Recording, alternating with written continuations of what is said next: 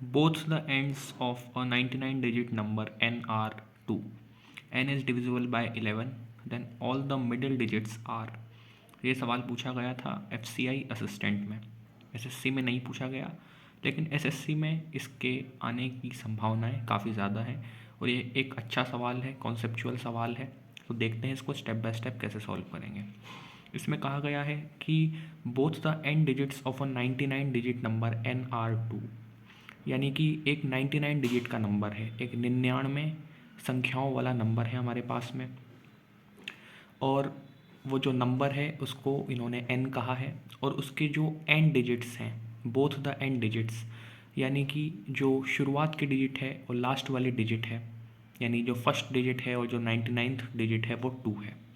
n is divisible by 11, ये जो number है हमारा 99 डिजिट का वो 11 से डिविजिबल है, तो इसकी सभी मिडिल डिजिट्स बतानी है।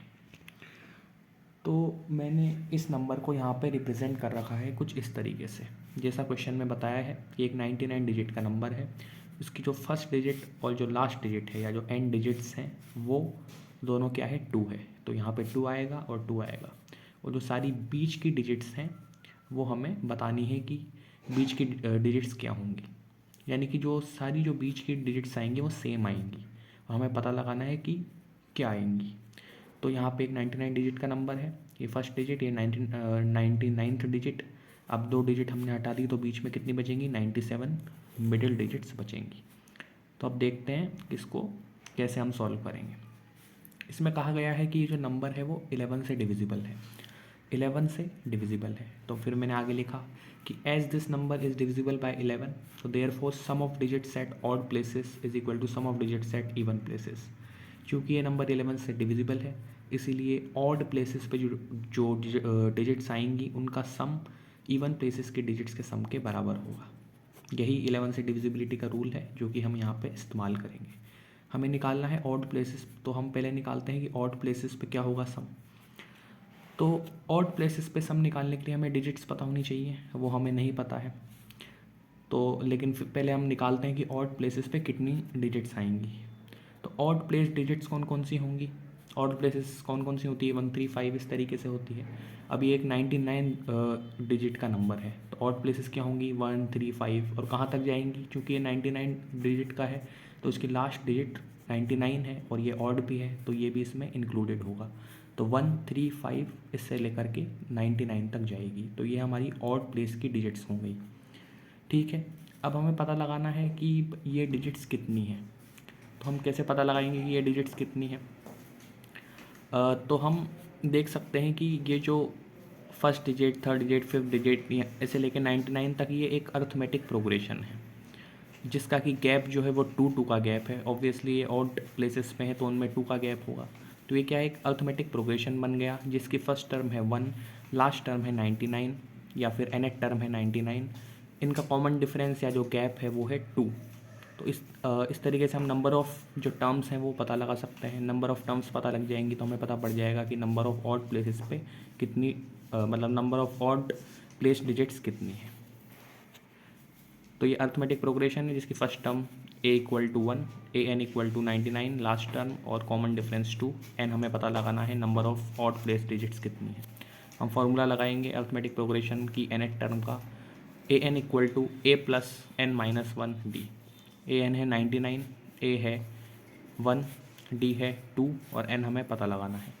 फिर हम इस इक्वेशन को सॉल्व करेंगे, 1 यहाँ प्लस हो रहा था तो माइनस होगा, फिर 2 यहाँ पे मल्टीप्लाई हो रहा था तो डिवाइड होगा, 98/2 इक्वल टू n माइनस 1, फिर 1 माइनस हो रहा था तो 1 प्लस होगा, तो n आ जाएगा 98/2 प्लस 1 जो कि होता है 50।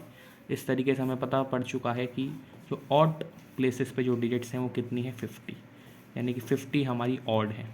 अब ऑब्वियसली ये एक 99 डिजिट का नंबर है, तो ऑड प्लेसेस की डिजिट्स और जो इवन प्लेसेस की डिजिट्स हैं उनको ऐड कर देंगे तो 99 डिजिट्स आनी चाहिए, क्योंकि 99 डिजिट्स का नंबर है। अब चूंकि 50 ऑड डिजिट्स हैं, ऑड प्लेस वाली डिजिट्स हैं, तो इवन प्लेस वाली डिजिट्स कितनी होंगी, टोटल माइनस ऑड, 99 माइनस 50 यानी कि 49। तो 50 हमारी ऑड प्लेस की डिजिट्स हो गई और 49 हमारी इवन प्लेस की डिजिट्स हो गई। तो अब हम निकालते हैं कि सम क्या होगा ऑड प्लेस वाली डिजिट्स का।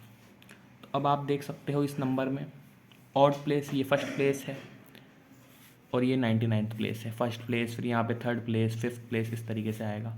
तो अब सम क्या होगा, हमें बीच वाली डिजिट्स नहीं पता है तो हम सबको x मान सकते हैं, और ये क्वेश्चन में है कि भाई ये सभी जो है सेम है, ठीक है ना। तो हम इन सबको x मान लेंगे कि जो डिजिट्स हैं वो x हैं, x हैं, x हैं, और x क्या है, एक 1 डिजिट का नंबर माना है हमने, ठीक है। x x x इस तरीके से जो 97 डिजिट्स हैं वो सभी x हैं। अब ऑड प्लेसेस के डिजिट्स का सम क्या होगा, फर्स्ट डिजिट है 2, फिर बीच में तो सारी x आएंगी सही, तो 2 + x इस तरीके से, और लास्ट डिजिट भी ऑड है तो उसको भी इंक्लूड करना पड़ेगा ऑड प्लेसेस वाली डिजिट्स के सम में। तो हमारा जो सम आएगा वो क्या आएगा, ये वाला 2, ये वाला 2 भी इंक्लूडेड है तो 2 + 2, ठीक है, 2 + 2, और साथ में x आएगा। अब x कितनी बार आएगा, क्योंकि हमारे पास ऑड प्लेस पे 50 डिजिट्स हैं, जिसमें से ये 2 और 2 आ गया, यानी कि 2 डिजिट तो आई गई है, तो 50 में से 2 जाएंगे 48, यानी कि अब ये जो x हैं वो कितनी बार आएंगे, 48 बार आएंगे, क्योंकि टोटल हमें 50 डिजिट्स हैं ऑड प्लेस पर।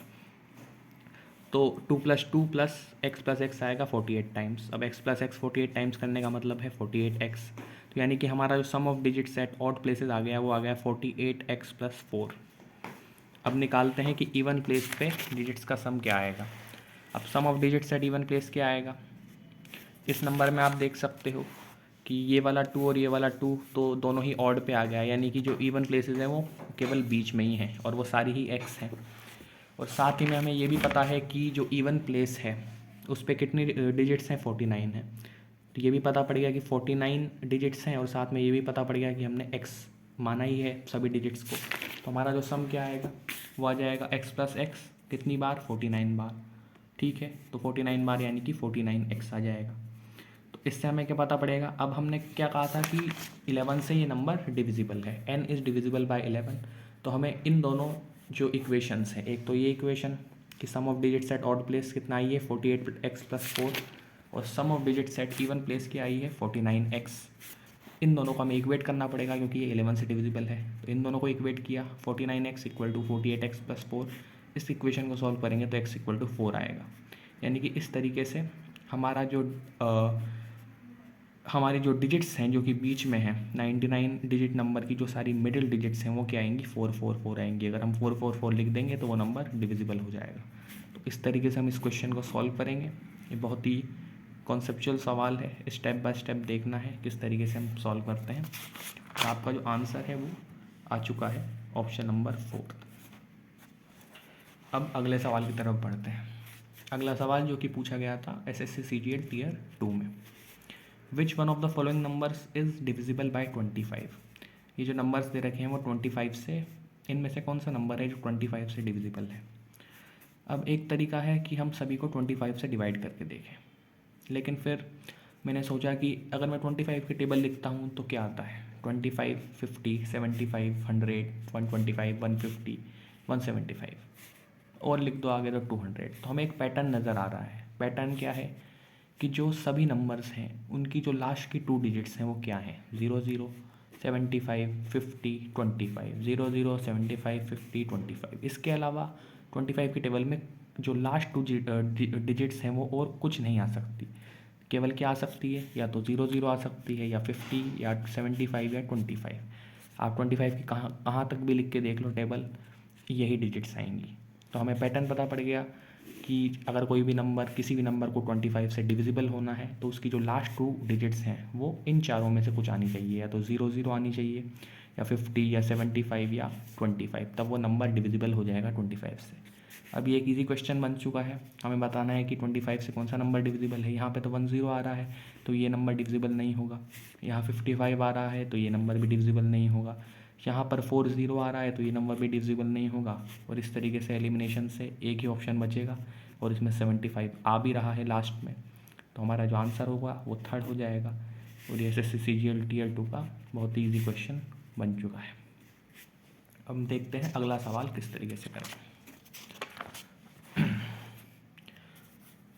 अगला सवाल जो कि पूछा गया था SSC CGL 2007 में, और ये सवाल क्या है, 2 power 32 + 1 is exactly divisible by a certain number, which one of the following is also definitely divisible by the same number। 2 की पावर 32 + 1 ये जो नंबर है वो किसी एक सर्टेन नंबर से डिविजिबल है। तो हमें ऑप्शंस में से बताना है कि उसी नंबर से डिवाइड होने वाला, मतलब ये जो ऑप्शंस हैं उनमें से कौन सा ऐसा नंबर है वो जो कि इसी नंबर से डिवाइड हो जाएगा। मतलब ये जो नंबर है वो किसी नंबर से डिवाइड हो रहा है, तो हमें ऑप्शंस में से बताना है कि ऐसा कौन सा नंबर है जो इस नंबर से डिवाइड हो जाएगा या डिविजिबल होगा। ठीक है, तो हम देखते हैं। ये जो ऑप्शन है फर्स्ट वो है 2 पावर 96 + 1। हमने देखा यहाँ पे 32 है, यहाँ पे 96 है, बाकी 1 1 तो सेम है। तो 96 को हम लिख सकते हैं 32 × 3।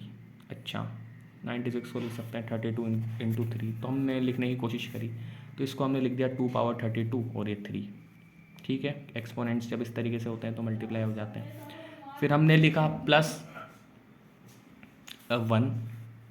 ठीक है, और 1 को हम 1³ भी लिख सकते हैं, क्योंकि हमने यहाँ पे क्यूब बनाया है तो हम यहाँ पे ही बना लेते हैं, एक जैसा हो जाएगा। अब हमें दिख रहा है कि यहाँ पे है ये a³ + b³। क्यों, अब a³ + b³ आ चुका है और इसका फॉर्मूला हमें पता होता है, तो इसका फॉर्मूला लगा के देखते हैं। a³ + b³ का फॉर्मूला होता है a + b और a² - ab + b²।